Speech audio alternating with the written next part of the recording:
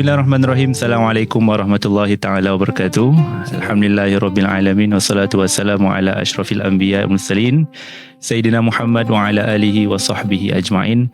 Alhamdulillah, pertama sekali terima kasih kepada semua yang menyertai podcast pada hari ini yang khas kita adakan podcast Gema Haramain. Bersempena dengan ibadah haji, musim haji yang bakal tiba tak lama lagi. Dan untuk yang hari ini kita adakan khusus bersama dengan pihak Salihin Trustee Berhad, bersama dengan Iman Travel and Tours Sdn Berhad. Okey, dan insya-Allah sesi pada hari ini kita akan membawakan perbincangan-perbincangan bersama dengan dua orang panel yang berpengalaman daripada sudut ibadah haji dan juga dari sudut penyediaan perancangan harta pusaka Islam. Dan mungkin saya boleh kenalkan terlebih dahulu panel yang ada pada hari ini dalam podcast Gema Haramain. Pada hari ini di sebelah kiri saya di sebelah kiri saya Tuan Haji Abdul Aziz Peru Mohamad, Presiden CEO Salihin Trustee Berhad, berpengalaman lebih daripada 20 tahun dalam industri perancangan harta pusaka. Selamat datang Encik Aziz.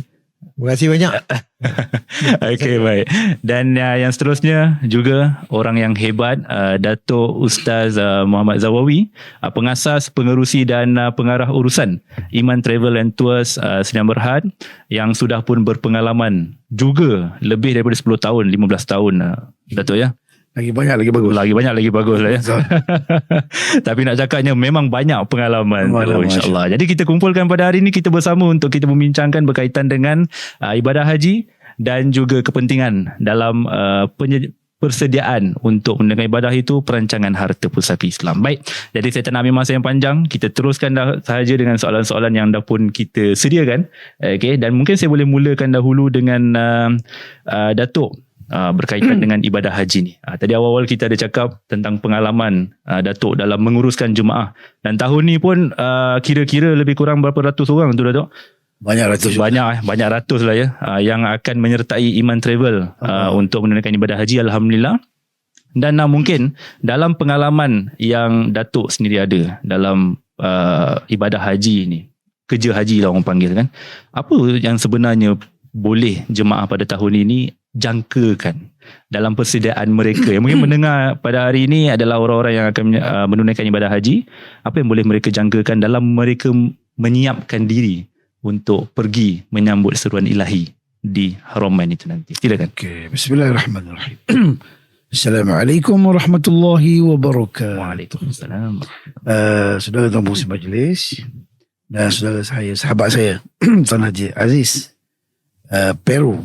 Nama yang begitu mengingatkan saya lah. Nama Peru tu. Okey, tuan-tuan sekalian, yang pertama sekali, haji ini sebenarnya tiap tahun kita buat benda yang sama saja. Rukun haji dari dulu sampai sekarang dia tak berubah. Rukun sama, 6 rukun tu lah. Kemudian rukun umrah pun sama, Mekah pun sama. Walaupun anda pergi 20 tahun dulu, sama je. Cuma adalah perubahan sikit. Kaabah yang sama. Cuma bila dia punya cabaran dia tu memang tak sama. Yang tak sama tu, yang pertama, kadang-kadang kita bersedia, saya sendiri sebagai yang menguruskan, pengalaman tiap-tiap tahun dan tiap-tiap tahun berlainan cabaran dia. Malah kadang-kadang pengalaman tahun lepas tu macam macam tak jadi apa. Benda baru kita belajar. Tiap tahun masalah berlainan, kemudian sistem berubah, kemudian visa ada berlainan, peraturan baru, dan itulah kan haram 100,000. 100,000 pahala tu sebab kita bersedia untuk menghadapi. Yang keduanya, peribadi manusia yang berbeza menyebabkan cara menghadapinya berbeza. Tapi oleh kerana benda sama, kerja sama, ada benda yang sama dalam menghadapinya, iaitulah kita kena sama. Yang pertama, persediaan rohani. Rohani kita kena kuat. Persediaan roh dia ada dua, satu rohani, satu jasmani. Jasmani itu ialah just to get the money. Duit kena ada. Duit kena ada. Baru boleh beli package tu. Yang keduanya rohani. Sebab ibadat haji, rohani tu kenapa? Sebab ibadat haji yang pertama, dia adalah ibadat akidah. Akidah. So anda kena, kita ada travel, ada syarikat, ada ustaz, ada pembimbing, ada tabung haji, ada dia panggil muhsin, sekarang ada petugas Saudi nak tolong kita tu. Tapi kita dia suruh akidah, kita ada satu benda namanya kena bergantung kepada Allah. Bergantung kepada Allah, sebab pergi sana kadang-kadang orang lain you punya perasaan lain, sejarah hidup you lain, sejarah hati pun tak sama, so cara menghadapi itu berbeza. Kadang-kadang benda tu sama je, makanan sama je, tapi orang ni rasa alamak ini makanan macam kat penjara je, ada orang sebut. Kita kena kadang-kadang nak makan tu betul lah ramai, kita kena beratur. Ada orang tak boleh beratur, dia rasa sebab haji ni dia nak tarik dua benda. Yang pertama, Allah nak tarik yang pertama keselesaan. Selesa. Sebab pergi Mekah tak selesa. Apa lagi package biasa. Sebab orang berjuta. Kemudian panas. Walaupun tahun ni mungkin kurang, tapi dia malam je kurang. Tapi siang tu panas sama je. Dan yang panas lagi panas, jiwa tu panas. Ada orang benda sikit tapi berasap. Yang berasap tu berasap lah. Yang berasap lain tu. Jadi jiwa pertama, Allah nak tarik kita punya keselesaan. Yang kedua, Allah nak tarik yang aku miliki. Anda miliki. Kita duduk sini kan, kita ada kereta, kita ada driver, kita ada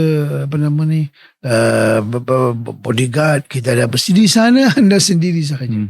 Jadi di sanalah Allah nak tengok. Dan sebenarnya pengurusan haji dari sudut peribadi ni, sebenarnya buat haji 5 hari saja. 4 ataupun 5 hari sahaja yang you kena betul-betul menghadapinya. Kesukaran di Mekah, kesukaran di Arafah, Muzdalifah, melontar, bermalam, itu je. Lepas tu biasa macam umrah. Tapi kemuncak hari tu. Jadi kami persiapan yang kami minta pada jamaah yang pertamanya, itulah rohani yang kami bimbing ni. Sebab tu Iman Travel ada satu modul yang kita ada 3T. Takhalli, tahalli, tajalli tu. Kemudian kami nak minta dia mesti ada physical. Persiapan yang kena, sebab kadang-kadang kita physical ni dia nak badan kena fit, tidak ada pergi dengan naik kursi roda, penyakit pelik-pelik jangan sembunyi, sebab ramai orang sembunyi dalam penyakit. Tapi sebab tu bila anda kuat, kadang-kadang sampai sana dia tak kuat. Dia jadi tak kuat. Wallahualam keadaan. Kadang-kadang sini memang tak kuat. Pergi sana lagi tak kuat. Lagi tak kuat. Dan kadang-kadang tak kuat sini, sana dia jadi bersemangat. Sini tak rajin jadi rajin. Jadi dua. Yang ketiga, persiapan pergi Mekah rohani. Sebenarnya persiapan spesialnya ialah persiapan yang sudah kita lalui bulan Ramadan. Ramadan tu persiapan pergi Mekah rohani spesial. Sebab Ramadan kan lapar, sabar. Itu dah ada ciri-ciri.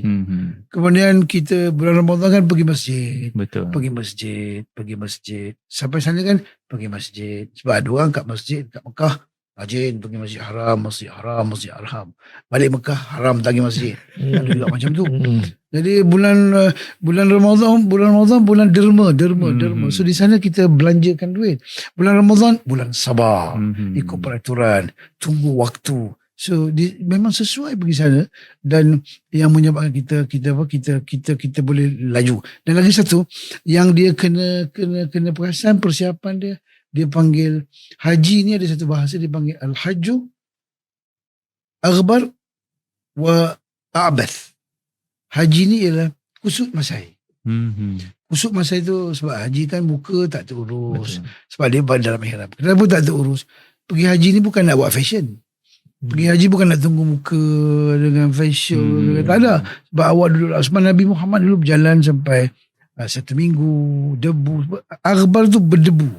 So berdebu tu nak beritahu anda jangan perasan sangatlah nak tengok orang. Supaya ini panas, aku tak boleh kena panas. Sedangkan, jadi maksud yang kedua, kita jangan fokus pada muka, wajah sangat, fashion sangat. Kena fokus pada ibadat. Tapi yang penting sekali, ini dia. Haji maksud berdebu tu, dan satu lagi tu dipanggil anda kena bersedia menghadapi perubahan yang tak dijangka. Yang tak dijangka, contohnya tiba-tiba macam sekarang perang. Tiba-tiba awak datang, patutnya naik bas tak sampai. Datang awal lambat. Makan sedap, kesihatan anda pun tiba-tiba jadi tak sihat. Jadi lebih kurang macam tu. Dan cabaran kami ni ialah pekerja yang kadang-kadang dulu datang dapat ramai. Sekarang bila peraturan baru dah tak boleh ramai dah. Hmm. Jadi itu menyebabkan tenaga kami kena lipat ganda dan kena makan kopi pelik-pelik sikit lah supaya kuat sikit. Suplemen lah Datuk. Itu saja. Alhamdulillah. Baik, seronok Datuk bercakap lebih kurang 5 ke 10 minit tadi kan. Dapat saya simpulkan ada 2 benda lah. Kerja haji ni bab rohani, jasmani. Lepas tu Allah nak tarik kita berkaitan dengan keselesaan tu, usut masai. Lepas tu kita selama ni rasa apa yang aku punya, sampai sana tak ada apa dah. Kita sama dengan orang lain. Ya Datuk ya. Baik, terima kasih Datuk. Baik, saya terus pergi kepada Tuan Haji Abdul Aziz Peru Muhammad berkaitan dengan pengalaman dalam jemaah haji yang nak menunaikan ibadah haji ni. Antara satu persiapan, satu elemen yang mereka ada adalah selalu dipesan-pesan, buatlah perancangan tentang harta yang nak ditinggalkan kejap ni. Nak tinggal kejap ke, ataupun mungkin nak tinggal selama-lamanya. Mungkin ada yang tak balik juga Datuk Tuan Haji kan. Jadi berkaitan dengan perancangan harta sebelum menunaikan ibadah haji. Silakan. Okey, terima kasih banyak Ehsan. Jadi saya tertarik dengan apa Datuk Ustaz cakap tadi. Just for the money kan. Jadi Allah bagi kita pendapatan, duit, kita senang, cukup untuk anak-anak kita, isteri. Tapi adakah kita kumpul untuk mencukupi diri kita supaya kita dapat pergi menunaikan haji? Ini kadang-kadang orang tak plan, tak ada perancangan. Jadi bila kita ada peluang, bila kita ada duit, kita kena kumpul, simpan duit. Jangan pergi haji meminjam. Duit kita simpan, kita khusus untuk pergi haji. Saya selalu bagi tahu orang, rancanglah sebelum dirancangkan. Rancang dari sudut buat wasiat, peninggalan untuk waris-waris kita, macam mana kita nak uruskan hutang piutang yang kita ada sebelum kita pergi, apa cara-cara kita nak menyelesaikan. Ini selalu orang mengabaikan. Ya. Tapi itu bab normal. Tapi bila datang bulan haji tu ramai akan kejar buat wasiat. Umpamanya dulu tabung haji belakang pejabat kita je. Saya ingat lagi malam-malam pukul 8 malam dengan ihram dia orang lagi masuk. Haji, saya nak buat wasiat. Kenapa? Bas saya tengah tunggu ni. Saya nak naik pun, saya nak sedia. Jadi boleh jadi dia dapat pesanan daripada Datuk Ustaz. Kita tak tahu. Betul, boleh jadi. Wasiat, kita tahu. Dia pun rasa terkejut nak buat. Jadi kami galakkan orang, jangan tunggu masa sampai macam tu. Macam sekarang, musim haji, dah ramai dah datang. So, in terms of kesedaran tu dah ada. Saya kena sediakan dokumen-dokumen untuk mengambil alih bila kita dah tak ada. Pelantikan wasi untuk menguruskan harta-harta pusaka dan hutang-hutang yang kita tinggal sebelum kita pergi menunaikan. Ini satu persiapan. Sama ada kita balik, tak balik, itu lain cerita lah. Betul. Tapi macam kita ramai orang nak pergi, kalau boleh tak nak balik. Ada juga orang kata saya nak buat, saya tak nak balik, saya nak. Ada juga. Jadi saya selalu galakkan, kalau nak buat perancangan ni, buat semasa 1 tahun. Jangan tunggu bulan haji je. Pasal kita mati kat sini pun kena ada perancangan. Betul. Kenapa nak guna pakai pasal nak pergi haji nak buat? Tak ada kan, orang kadang fikir macam tu lah. Jadi saya selalu galakkan orang buat semasa kau sihat. Jangan bila sakit buat. Jadi galakkan kita macam tu. Jadi time haji macam ni, ramai yang datang jumpa kita. Ramai. Siang, malam. Kadang kita macam untuk Ustaz semalam kita buat dekat Masjid Shah Alam. Betul. Ramai kat sana. Ramai kat Masjid Shah Alam tu datang tu, dia orang ada lah dia punya tawaf lah. Kita ramai satu malam setengah kat situ. So kita nampak ramai orang yang tak tahu kesedaran, tak dapat kesedaran tentang perancangan, tak dapat kesedaran tentang perancangan tentang wasiat tu, dia tak tahu. So kita punya kerja Asalihin ni untuk bagi ilmu yang lebih mantap dan disokongi oleh ustaz-ustaz macam Datuk kita ni. So orang dapat mantapkan, kesediaan kena ada, dan sebab kita kena buat tu kena ada.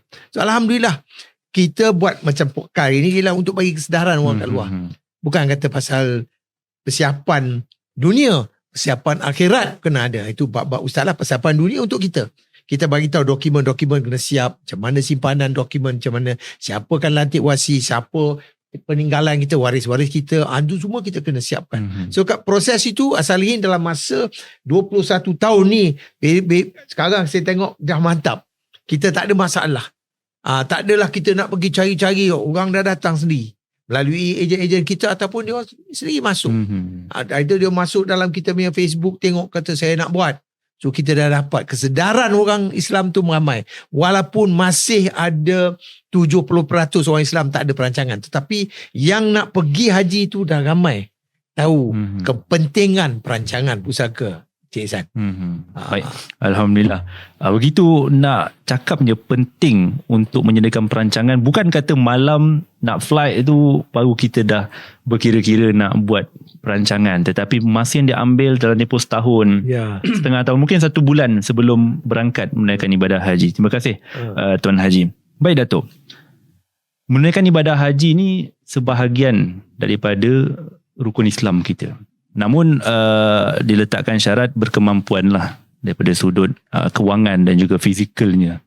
Namun begitu ada juga orang yang ada kemampuan daripada segi kewangan, tidak ada pula daripada sudut fizikalnya untuk pergi. Dan ada juga yang meninggal dunia tanpa sempat menunaikan ibadah haji. Jadi mungkin Datuk dengan pengalaman yang ada, ilmu yang ada, berkongsi dengan hadirin yang ada pada hari ini berkaitan dengan badal haji. Konsepnya bagaimana, kewajipannya bagaimana. Silakan Datuk. Okey, badal haji ni adalah satu peruntukan dalam Islam untuk mereka yang meninggal dan tak sempat buat haji. Dia punya hukum dia, kalau seseorang itu meninggal dalam keadaan tak mampu, macam ada anak, you kerja turun pagi balik petang, dapat gaji bayar hutang, rumah tangga tunggal langgang, semua lintang pukang semua, kemudian besar-besarkan anak meninggal, tak sempat dapat duit, cukup duit, maka apabila beliau mati dalam keadaan tak mampu buat haji, maka anak-anak sangat dituntut, bukan wajib, dituntut buat badal, ganti haji, sebab kewajipan haji, tapi dia tak wajib sebab dia tak mampu. Sebab haji ni man istata'a ilaihi sabila, orang yang mampu. Yang kedua, ada orang dia duit banyak, harta ada, membesar anak-anak, tapi lupa. Lupa sebab sibuk dan menyibuklah dengan dunia, dia lupa akhirat. Jadi dia pun bukan lupa, yang kedua dia cuba nak tahun depan lah. Sebab tu Imam Syafi'i kata, kita sebenarnya kalau dah mampu tak boleh tangguh. Tangguh tahun depan tak boleh tangguh. Kalau nak tangguh juga boleh, kena buat satu agreement dengan malakul maut. Tahun depan aku tak mati lagi, kena minta tangguh. Kalau malakul maut kata yes, jadi tiba-tiba dia kata tahun depan dia mati. Masa dia meninggal tu duit ada kemampuan. Bila dia meninggal wajib, sebelum harta pusaka dia, harta dia ada tu, sebelum dibagi-bagi harta pusaka, wajib ada peruntukan untuk badal haji tu. Sebab itu rukun. Dan orang mampu buat haji ni, dia tak buat haji, dia dipanggil maitatan jahiliyah, mati macam jahiliyah zaman sebelum Islam dulu. Teruk macam Yahudi Nasrani, punya besar dosanya. Kemudian bila kita badal haji, yang pertama yang kita itu hukum dia. Yang kedua, biasanya badal haji ni tunggu mati dulu. Biasalah orang kita faham, bila tuan buat badal haji, dia sakit tenat. Dia ustaz dia kata hidup lagi, tunggu mati dulu. Sebenarnya tak betul itu. Dia gini, kalau kita buat badal haji, pertama sekali meninggal, dia meninggal dunia, nasib baik dia tinggal dunia. Kalau dia bawa dunia susah kita. Yang kedua ialah dia sudah uzur dan disahkan dah tak mampu lagi buat haji. Apa lagi Malaysia punya peruntukan, sebab kita ni kalau kena penyakit, ada penyakit tertentu, anda kena kanser, anda kena stroke, anda tak layak nak pergi haji lah. Mungkin dia boleh pergi, contohnya yang dialisis, tapi kalau ikut syarat nak dapat visa, dah tak boleh dah. Jadi orang yang dah tak mampu tu, kena stroke terlarat, dia boleh cakap, boleh makan, boleh senyum, ketawa lagi, sudah termasuk dalam hukum boleh tolong buat badal haji. Boleh tolong buat badal haji. Tak payah meninggal. Bukan tak meninggal. Dia ambil. Yalah betul lah tu. Syarat mati dulu tak ada. Tak, itu fatwa lah. Jadi macam semalam 2 hari lepas orang datang ofis saya besar, tinggi, tulang dia besar, nak angkat dia susah lah saya. Daripada bawah berat betul. Dia pun senyum-senyum segar tapi tak boleh jalan. Datang ke tangan sebelah. Dia kata saya dah macam mati, dia cakap macam itu. So nak minta dia minta tolong buat badan haji. So kita tolong buat. Okey, kemudian bila buat badan haji ni satu bisnes. Bisnes yang orang guna scammer ramai. Sebab anda tahu buat haji ni ada rukun. Nabi sebut al-hajju Arafah. Haji ni mesti masuk Arafah. Sekarang ni nak masuk Arafah, dia kena ada, kalau kita kena ada visa. Orang Saudi pun kena ada visa juga. Segala jalan nak masuk ke Arafah semua dijaga. Tak ada boleh kecualian nak bagi merangkak sebab di tengah laut, tengah hutan. Macam tahun lepas saya jumpa ada yang orang Malaysia pergi PK yang tak ikut PK yang betul, berjalan kaki sampai 10 km tengah panas, mati lepas tu. Masya Allah. Tapi tak tersiar lah. So nak buat haji cari tak betul. Saudi dia buat fatwa no permit no hajj. Tak ada visa, tak ada permit, tapi dia buat juga tak payah. Okey, jadi ada orang bisnes dekat pokok-pokok ada lagi. Masih ada tambah upah haji 3,500 4,500 atas pokok tu lah. Jadi kalau upah haji tengok tulisan kat pokok, haji kat pokok tu je. Dia tak sampai kat Mekah tu. Dan satu lagi kena percaya betul. Sebab saya ada juga yang ambil gambar kan. Gambar saya sedang di Arafah. Sebenarnya bukan di Arafah, kat surau masjid dia. Ataupun ketika kat Mina. Mina ni, di Arafah, semua kawal. Muzdalifah dah boleh masuk dah. Mina boleh sebab yang tu bukan tak ada haji pun boleh. So ada skema yang macam dan lagi satu internet. Saya tengok ada seorang tu sampai dah 200 orang dia dapat visa atau badal haji. Sedangkan dia ada internet je 1,500, 2,000 apa yang dia buat. Jadi kita hari ni ada satu sikap nak tolong orang mati dengan cara mudah supaya tak belanja yang sebenar. Dia yang sebenar macam ni. Badan haji ni kalau boleh macam sekarang travel haji saja saya, jemaah kami yang pergi, ustaz-ustaz yang pergi tu dia dah banyak kali buat haji. Suruh dia. Sebab dia tu memang kami kenal dan dia tak tipu sebab ada orang 10 orang dia seorang buat. Sebab haji one by one lah, seorang-seorang. Jadi yang ni contoh okey saya bagi mahal lah sikit. Kita macam tu masa hidup ni haji 20,000 tak nak pergi, 30,000 tak nak pergi, mati 1,500. Jadi untuk orang mati tu sampai kat situ je. Duit dia kita belasah semua, tapi untuk dia hutang dengan Allah Ta'ala kita main-main je. Jadi sebab itulah cari orang betul-betul yang kadang-kadang dia ambil mungkinlah sampai 10,000, 15,000 ada sebab dia tu saya buat, dia buat sah. Dia itu baru jadi badal haji. Faham. Jadi badal haji satu lagi, kalau boleh kita janganlah tunggu orang lain buat haji kat kita. Dan kalau ada duit tadi kan Dato' sebut, duit yang ada tu memang kena uruskan betul badal haji. Kalau boleh badal haji ni kita upah orang lain. Contohnya kita patut buat haji, bayaran 30,000 contoh ataupun 15,000. So anda masa mati tu duit yang ada tu bagi pada orang seorang yang original pergi. Dari sini pergi sana awak bayar 100%. Supaya perjalanan 30 hari 40 hari tu bayar memang banyak lebih. Tapi 40 hari pahala untuk si mati dapat. Kan di jalan makan minum duit waris, duit apa, duit pesaka yang ada tu biar you rasa nikmat sebagaimana kamu hidup. Bukan kita ambil lepas daripada bagi-bagi ni untuk si mati ambil lah seketoi harga 2,000 3,000. Kadang-kadang tak sampai maksud. Jadi kesian orang sini duk sangka dah dapat badan haji, orang mati tunggu-tunggu tak ada lesen pun tak ada. Lesen haji pun tak dapat. Saya pengalaman saya pernah buat sekali badan haji dengan adalah saya punya saudara, dia meninggal. Saya buat haji untuk dia lah. Saya tak tahu ni buat bila buat kemudian mak beritahu mak kata dah selesai dah buat haji untuk beliau. Mak kata semalam mimpi dia datang pakai ihram semua, beritahu dah selesai haji. Kita tu buat kat sini, mak kita mimpi macam dia selesai buat haji. Bukan semua ada mimpi macam tu. Betul. Tapi itulah cerita pada haji, buat betul-betul. Wallahualam. Hebat pesanan daripada Datuk tadi kan. Bila kita berjalan, maknanya nak buat badal haji ni kena betul-betul kita cari individu ataupun syarikat. Sebab badal tu maknanya ganti haji. Dia patut buat haji tapi dah meninggal. Kita ganti dia tu betul-betul ganti. Seolah kita ganti. One to one lah ya. Betul-betul. Komersial lah, ambil 10. Ya. Pergi sekali beli semua. Je. Jadi sudah tentu boleh melalui Iman Travel jugalah untuk itu urusan badal terhad haji. untuk bekerja aja. Terhad pada waktu tersebut sahaja. Itu pun Datuk kalau boleh angkat, dia angkat yang boleh ditunai lah. Dia Betul. Betul. Dia tunai dia tak ambil. Betul, betul. Patut itulah proses dia. Okey. Baik, terima kasih Datuk. Jadi kita cuba linkkan dengan badal haji tadi. Tuan Haji Abdul Aziz ya. Yang mana Salihin Trustee Berhad ni bila mana pelanggan kita menyediakan wasiat.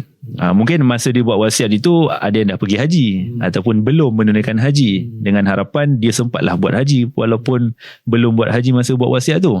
Tapi apa bantuan ataupun sokongan yang boleh diberikan oleh Salihin bila mana pelanggan yang menulis wasiat di Salihin ini meninggal dunia sebelum sempat menunaikan ibadah haji itu sendiri? Silakan. Information daripada Datuk Ustaz tadi buka minda saya. Betul. Kita bukan nak tunai orang badan haji bayar 2,500 badan haji, tapi niat tu dah lagi. Niat tu seolah-olah orang tu dah masuk dalam kasut si mati, menunaikan seolah-olah dapat 100%. So ini kita kena tengok sikit perubahan. Kita nak ambil badan haji, kita kena tengok yang mana wakil-wakil kita yang pergi yang tu 100% boleh menepati apa Ustaz cakap tadi. Keduanya saya rasa ialah setengah orang tak sempat pergi, tapi kalau kita diwakili, kita make sure lah apa yang kita dapat manfaat, orang tu dapat manfaat. Seolah macam Datuk kata mimpi tu dapat tau. Seolah dapat mimpi. Itu realiti lah. Berartinya memang ada lah orang macam tu. Jadi kalau kita sebagai syarikat amanah ni, kita diamanahkan. Amanahkan buat badal haji yang betul sah. So kita kena tengok lah ni Ihsan, macam mana kita buat tu, kita dapat menunaikan pesanan waris-waris. So arwah yang tak dapat pergi, kita dapat seolah-olah 100% seolah-olah dia pergi walaupun dia dah tak ada. So itu diamanahkan kepada kita. So kita kena tengok cara mana kita nak buat. Kalau orang tu kita rasa tak mampu, kita cari yang lain mampu. Betul. Kita nak tengok harga tu boleh jadi lain. Macam Ustaz cakap, jangan kita 2,500 kata nak pergi boleh jadi 10,000. So kita kena bagi tahu ada orang 10-15,000 just khusus untuk one to one. To ensure orang tu dah meninggal tu, dia dah siapkan duit dia. Harta pusaka dia banyak. Betul. Kita kata badal haji. Tapi badal haji yang kita buat tu basically kita bagi 2,500, 3,000. Dia ambil 10 orang dah 35,000. Dia pergi halo. Kita tak nak macam tu. Kita nak make sure apa kita buat, harapan kita orang si mati tu dapat manfaat. I think daripada pendapat saya dengar daripada Datuk ni, kita kena tengok cara. Betul. Ya. Baik, terima kasih Tuan Haji. Jadi penting sangat, bukan setakat waktu kita hidup ini untuk membuat perancangan, tetapi untuk orang yang dah meninggal dunia itu pun waris-waris pun memang perlu tahu. Bukan kata nak murah je lah semua kan. Orang buat kerja haji ni bukan melibatkan duit yang sikit-sikit, Datuk kan. Jadi bila begitu, sudah tentu perancangan ataupun persediaan dalam menunaikan ibadah haji ni mungkin terlalu banyak. Ada yang mungkin dalam seminggu tu dia nak packing barang, itu tak cukup, ini tak cukup, khusus tak pergi lagi. Ada juga begitu ya tak?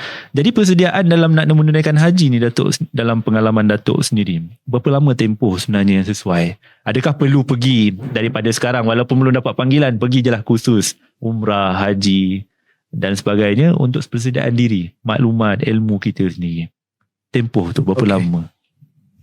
Sebenarnya persiapan haji ni yang paling special sekali ialah persiapan hati kita. Hati kita melonjak nak pergi. Jadi bila melonjak nak pergi tu, dia tak ada time dia. Bukan sebulan, bukan 2 bulan. Macam tadi jemaah datang ke office, ambil beg tu, sambil buka beg menangis. Allah Akbar. Menangis tu, tanya kenapa nangis? Tak sabar nak pergi. Yang kedua, takut lah, excited lah. Saya dah sebulan dah berdebar je ni. Berdebar. Jadi pertama sekali persiapan nak pergi. Sebab kadang-kadang ada orang pergi haji ni, dia dapat tawaran awal. So daripada awal dia prepare lah untuk pergi. So daripada awal senang. Cuma yang keduanya, ada orang dapat last minute. So bila last minute, katalah 2 minggu lagi, 3 minggu lagi, dia sebut nak pergi macam mana, saya belum bersedia. Sampai ada orang menolak peluang untuk pergi haji tu. Subhanallah. Jadi itu sebenarnya rugilah. Dan satu lagi, persiapan kita ni, kita lebih banyak bersiap dengan beg. Isi beg, isi barang, isi baju. Lupa persiapan yang kena kemas beg tu penting. Nak kemaskan hati tak berapa bersiap. Sebab pergi haji ni dia bukan perjalanan kaki. Bukan fizikal. Dia perjalanan hati. Sebab pergi haji ni dia nak satu nama anda, apa nama itu dia panggil, bukan nak cari, satu nak cari keampunan. Jadi bila nak pergi keampunan tu, persiapan tu, anda ada target untuk berubah. Target untuk berubah. Satu target untuk berubah. Berubah tu bukan fizikal nak ubah baju senang je, tukar jubah, tukar senang. Tapi nak tukar hati tu. Hati maksudnya kita nak komunikasi dengan Allah Ta'ala. Jadi okey, kedua, persiapan lagi yang sepatutnya dia patut, yang lama tu ialah persiapan ilmu. Sebab pergi haji, ilmu di Arafah, sebab Arafah, Muzdalifah, Mina, ilmu zikir dekat dengan Allah. Kalau boleh tak nak kita rugi, bayar banyak, lepas tu pergi tu mungkin itu kali terakhir kita pergi, lepas tu tak pergi dah peluang haji tu. So ilmu ni sehingga dia tahu sekarang ni aku berada di Arafah dan apa patut aku buat di Arafah. Arafah patut buat, sebab kita buat Arafah ni hanya 450 minit je. Oh, sekejap je. Itu je awak dia buat Arafah, 400 minit. 400 minit tu, macam mana 400 minit anda nak ubah dua benda. Pertama, nak ubah dosa puluh tahun dulu. Puluh tahun dosa. Dia boleh ubah tu dalam masa 400 minit. Dan 400 minit tu, dia boleh membetulkan kesilapan yang patut kita silap, boleh betulkan kita melangkah selepas ni. Jadi bukan sembarangan. Jadi kadang-kadang kita ilmu ada, kemudian bila sampai masa Arafah tu dia kelain. Dia kelain, dia main tidur, dia main borak, dia main ngopi. Tapi kopi ni sedap. Sedap betul kopi ni. Kopi, lepas tu dia main selfie. Masa yang emas tu dia begitu. Lepas tu dia tidur, lepas tu dia makan, lepas tu cari makanan, lepas tu cari pokok atas pokok, dia duduk atas pokok ada. So dia akan hilang begitu je. Jadi satu ya, jadi ilmu. So dia tak tahu juga ilmu, dia tak tahu bahawa minit-minit dia berada di Masjid Haram. Sebab Masjid Haram, kalau you duduk satu hari, you duduk Masjid Haram, you pergi, kita kan 4 jam. You pergi 3 jam sehari. Semayang 1 jam sebelum kita iktikaf. Lepas tu semayang. Kemudian 1 jam. You boleh duduk 3 jam satu hari. 3 kali lama berapa? 3 jam ada banyak, 2 jam je. Maknanya setiap waktu semayang pergi sebelum 2 jam. 2 jam. Zuhur 2 jam 5, jadi 2 kali 10 jam. 10 jam kali 100,000. Subhanallah. Jadi umur anda bertambah, anda begitu, mungkin umur anda bertambah kali ikut jam timing tu beratus tahun. Subhanallah. Tapi orang kita pergi Masjid Haram, duduk kat luar, dekat masjid, buat lambat. Dia tak nak kira bahawa masa tu cukup nilai dia tu, dia boleh pahala banyak. 1, 2. Kemudian sama juga Madinah, dia tak perasan juga time di Madinah tu, dia tak, bila ilmu dia tak pandai nak kira untuk memanjangkan umur. Kita boleh panjangkan umur. Cara panjangkan umur, sembahyang berjemaah, Masjid Haram, bersedekah ratus ribu. Satu lagi, sebenarnya walau macam mana pun pergi haji, kita ada persiapan.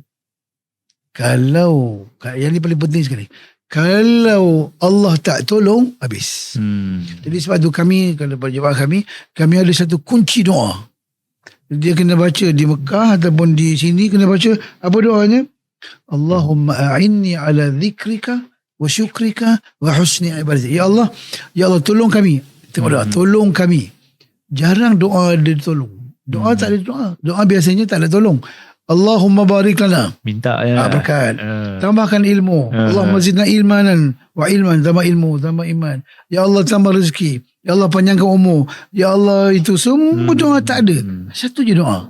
A'inna, tolong aku ya Allah. Itu bahaya tu. Tolong aku tu 3. Pertama, tolong aku zikrika, ingat kamu. Sebab pergi Mekah, waktu Arafah tu 400 minit tu memang sangat, sebab langit buka. Bukan langit je buka. hari itulah Iblis paling kecewa sekali. Kenapa kecewa? Sebab hari itu dia kata, hari ni aku kecewa sebab hari ni ramai orang menangis. Aku kecewa sebab apa? Sebab ramai hari ni dah dibuat dosa banyak-banyak, aku yang berjaya buat dia buat dosa. Hari ni Allah maafkan semua. Memang kecewa sangat hari itu. Tapi walaupun hari kecewa, orang dah relax. Sebab apa? Sebab Allah tak tolong. Tak tolong. Zikrika, ingat Allah. Yang kedua, syukrika, Allah tak tolong untuk syukur. Syukur ni ucap terima kasih dengan nilai waktu saat. Orang tak rasa nak bersyukur. Dan lagi satu, minta tolong Allah untuk wa husni ibadati. Doa tu dia bukan minta kita banyak ibadat. Allah kata, Nabi ajar, tolong baca doa ni supaya Allah bagi kamu kualiti ibadat. So kita semayang, you buat semayang tapi semayang kualiti ke tidak. Jadi doa tu, tengok benda, tolong aku ingat Allah, apa lagi, syukur, perbaiki ibadat. Maksudnya kalau anda dah tua, tak larat, habis nak berzikir tak boleh, nak syukur pun tak larat dah, tapi anda ada satu benda lagi, orang tua tak larat, satu benda lagi, Allah tetap tolong kamu walaupun kamu tak larat. Cara Allah tolong, rahmat Allah. Cuma saya beritahu kat zaman saya, doa ni pelik tau. Sebab pelik dia, sebelum Nabi sebut doa ni, Nabi pegang tangan sahabat, nama dia Muaz. Nabi pegang tangan Muaz, dia sebut, aku sayang kamu Muaz, inilah uhibbu, aku sayang kamu Muaz. Lepas disebut sayang tu, sebab Nabi bukan semua sahabat dia pegang sebut sayang tu, lepas sebut sayang je, dia ajar doa ni. Jadi doa ni doa sebab Nabi sayang Muaz, sayang umat. Satu, Muaz tu orang alim, sahabat Nabi.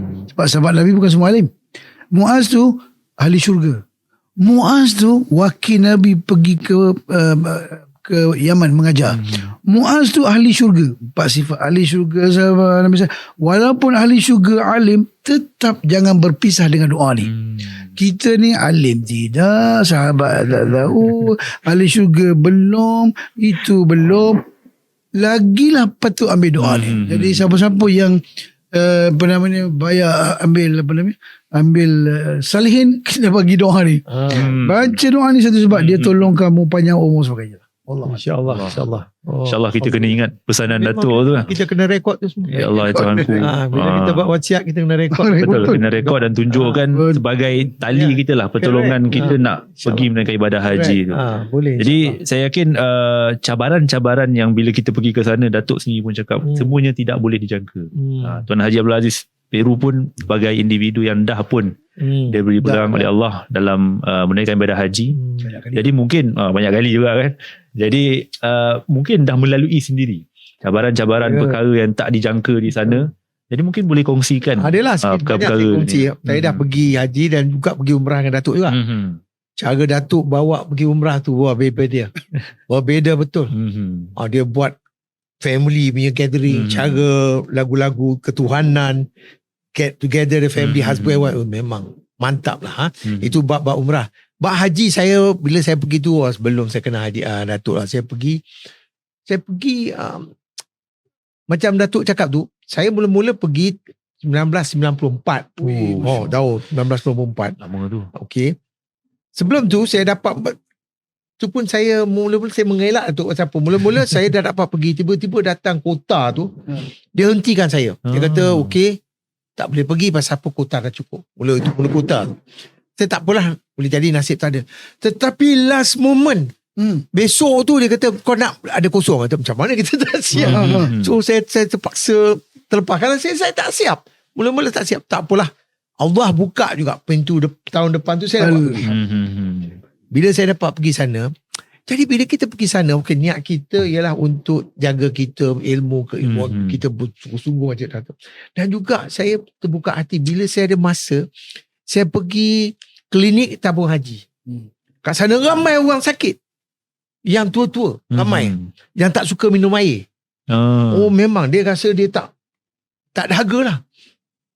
Tengok degree 39, 38. Jadi saya tanya doktor tu apa nak buat? Kau ada kat sini, angkat ais. Air ais kepada yang tu. So, saya buat kerja tu lah. Tolong orang Islam tu, yang nak pergi tu, sejukkan badan dia. Tu itu satu-satu yang saya sampai sekarang saya tak lupa. Itu saya buat. Sebelum saya pergi solat Zuhur, saya pergi pukul 9-10 saya buat, lepas tu saya pergi Zuhur. So inilah satu-satu benda yang kita tak sangka. Betul? Tak sangka. Lagi satu yang orang selalu bagi tahu, kau kat sana jangan buka mulut. Yang bukan-bukan lah ya. Saya kata, betul kan ni? Betul, jangan. Dia betul. Jadi ada satu bab tu, saya tengah line up nak pasport ni Pak Arab ni. Ada belakang punya orang bising. Apalah Pak Arab ni, lambat lah orang dia. Pak Arab tu agaknya tahu kot bahasa Melayu, saya pun tak tahu.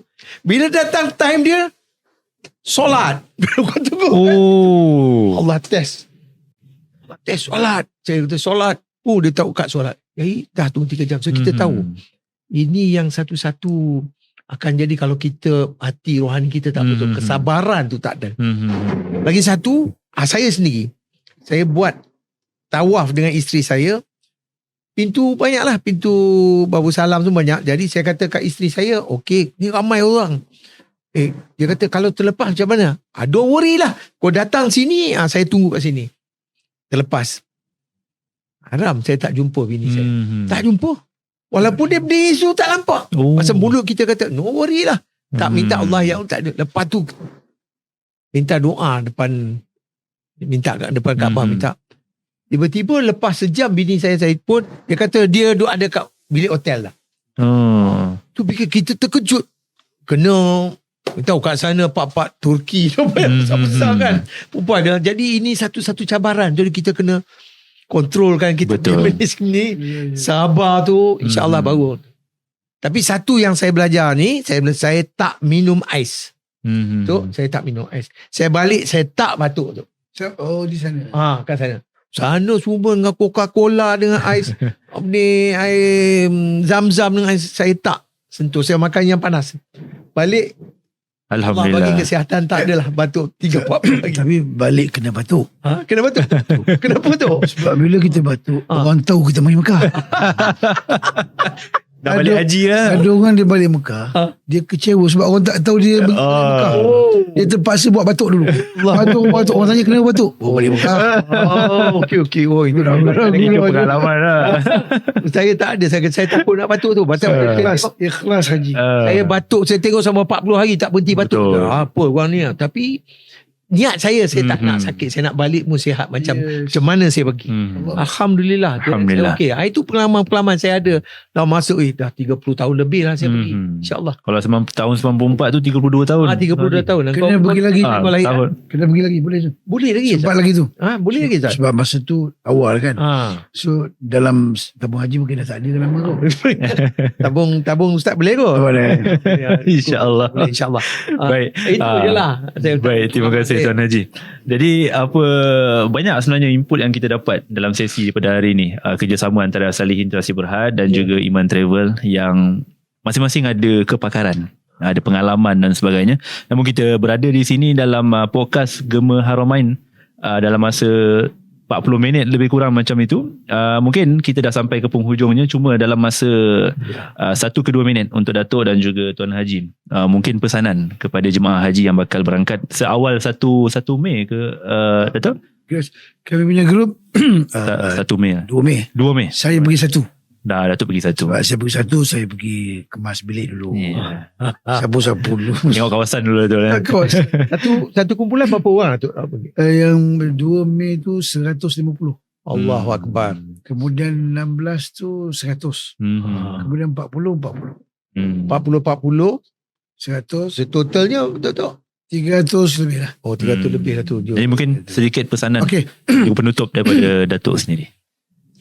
Sebenarnya bila cerita bab haji ni, kita pergi biar ada satu niat. Niat kita, saya nak cari mabrur. Mabrur. Sebab haji mabrur ni adalah haji yang berubah. Haji yang berubah. Dan haji mabrur ni dia mabrur ada 3. Anda cuba tahu. Supaya mabrur ni bukan senang nak berubah. Boleh ke berubah 30 hari? Tapi bila Allah nak berubah, Allah pun nak ubah tukang sihir Fir'aun. Tukang sihir Fir'aun yang memang teruk penuh dengan jin dengan hantu, boleh berubah dalam masa 1 hari. Sebab hati manusia ni baina asabi' al-jabr. Allah yang kontrol. Allah boleh ubah. Jadi sebab tu kena faham, mabrur ada 3 penutup. Pertama, mabrur sebelum pergi haji. Sebelum pergi haji maknanya anda kena duit halal, kemudian ada ilmu, niat kena betul. Yang kedua, mabrur ketika di Mekah. Ikut peraturan, ikut hukum yang betul, kemudian jangan tanah haram kan, banyak benda haram yang kita kena jaga. Dan lagi satu, mabrur selepas balik haji. Itu penting. Sebab mabrur ni bukan di Mekah. Itu di Mekah tu latihan je. So balik nanti berubah. Dan penutup, apa dia berubah? Berubah balik haji sebenarnya bukan kita yang berubah. Bukan kita yang perasan, Masya Allah aku jangan balik umrah, tasbih besar biji, besar lutut satu contoh, minyak wangi Masya Allah sakit hidung. Mabrur ni berubah ialah orang lain yang perasan. Sejak balik dia sejak balik lain lah. Dulu pemarah, sekarang Masya Allah. Sejak balik tu dia dah lain lah. Dulu tak berapa masjid, sekarang orang lain yang perasan. Itu best. Dan paling penting pergi Mekah ni, haji mabrur, kita nak ubah birthday kita. Birthday kita haji bila? Tahun ke bulan tu? Bulan tahun dah. Bulan 8 tu. Bulan 8. Contohnya 1 bulan 8 kan. So tahun sekian. Tapi birthday kita ialah bila dapat mabrur ni, sebab Nabi sebut. Kayaumin waladatuhu, seperti kamu baru lahir.